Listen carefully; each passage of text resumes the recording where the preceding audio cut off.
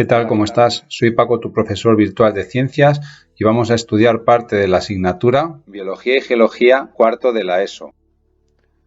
Bueno, vamos a explicar este ciclo biológico del carbono, empezando con esta imagen donde vemos una serie de flechas que nos van indicando cómo se va moviendo el carbono a lo largo de las distintas capas de la Tierra. Aquí vemos unas flechas grandes externas que habla de que el carbono pues se va fijando a la hidrosfera, a la litosfera, a la atmósfera y va fluyendo de una a otra. Y por dentro tenemos una serie de flechas internas que va explicando también de alguna manera, de forma intuitiva, cómo se va transformando el carbono.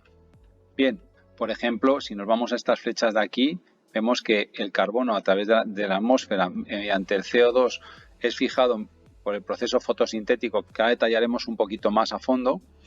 Pues el CO2, decimos, es fijado por las plantas mediante el proceso fotosintético y las plantas lo transforman en azúcares simples. Los herbívoros, que los tenemos aquí, pues se alimentan de las plantas, con lo cual ya fijan ellos el carbono y toda la materia orgánica que tienen los herbívoros, pues ya se encuentra en ellos en forma de compuestos orgánicos. Por otro lado, tenemos aquí un intercambio de carbono entre la atmósfera y la hidrosfera, ¿vale? Porque veremos también que de la atmósfera el dióxido de carbono pasa a la hidrosfera o el gas metano también para formar ácido carbónico en el agua, y de esa forma también se establece en el agua. Y a su vez, dentro del agua, pues el carbono se va a los fondos marinos sedimentándose en forma de compuestos derivados del carbono que con el paso de millones de años se pueden transformar en, pues, por ejemplo, en petróleo, ¿vale? O en rocas carbonatadas. Y por otro lado, así a grandes rasgos, tenemos aquí a la derecha los procesos de transformación del carbono provocados por el ser humano mediante las combustiones de industrias, vehículos, etcétera, etcétera. Y entonces pasaría en forma de dióxido de carbono y monóxido de carbono a la atmósfera. Vamos a verlo de una forma un poquito más concreta. Entonces, en este ciclo del carbono vamos a ver las propiedades. Se trata de un ciclo biogeoquímico de intercambio de materia en forma continua. Fue descubierto por los científicos Joseph Priestley y Antoine Lavoisier.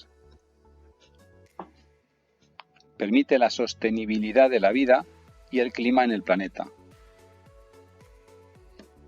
Es el cuarto elemento más abundante. Forma parte de todos los compuestos orgánicos.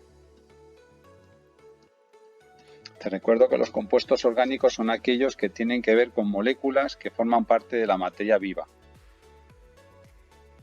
Se encuentran en los cuerpos de los seres vivos, de los organismos en descomposición, que consideraríamos que estos dos grupos serían la fase biológica del carbono, en el mar y en los fondos marinos, en la atmósfera, que sería una fase que conecta la fase biológica con la geológica, y finalmente en forma de minerales, que sería la fase geológica. Te lo pongo mediante un esquema.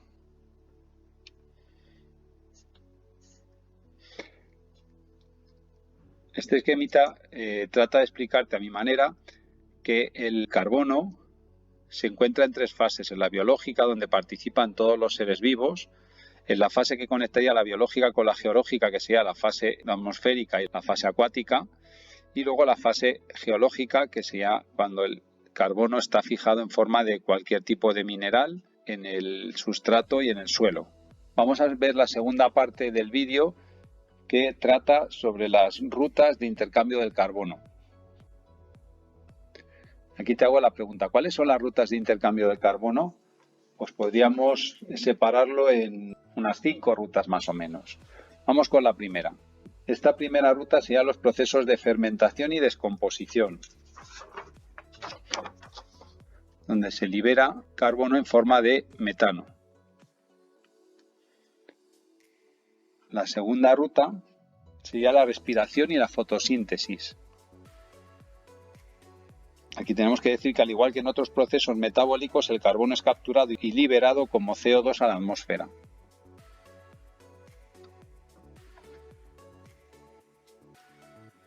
El tercer proceso sería el intercambio de gases en el océano.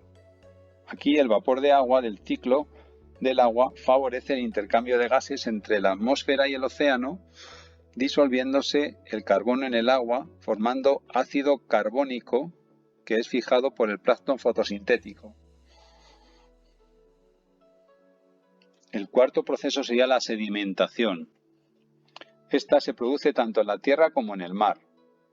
El excedente de materia orgánica que no es procesado se sedimenta. La quinta y última ruta sería la combustión natural o artificial. En cualquier combustión de un hidrocarburo se libera dióxido de carbono y vapor de agua.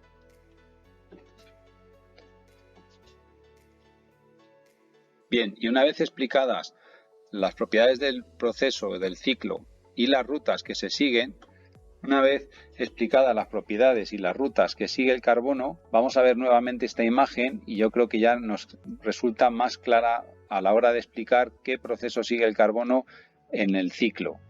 Entonces vemos que no es un ciclo único, sino que sigue un montón de etapas, tanto atmósfera con las plantas, seres vivos, la vegetación y los animales, la relación que existe entre la atmósfera y los océanos, los organismos marinos que hemos explicado antes, que son fijadores de carbono, como pueden ser el plancton y las algas fotosintéticas, la sedimentación que vemos aquí abajo del carbono sobrante que se transformará con procesos de un montón de millones de años por ejemplo, en petróleo.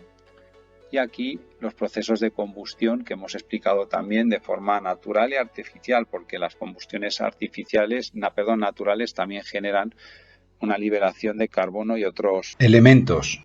Y con esto damos por visto el ciclo del carbono. No olvides suscribirte a mi canal y darme un like. Nos vemos en los siguientes vídeos. Hasta luego. Chao.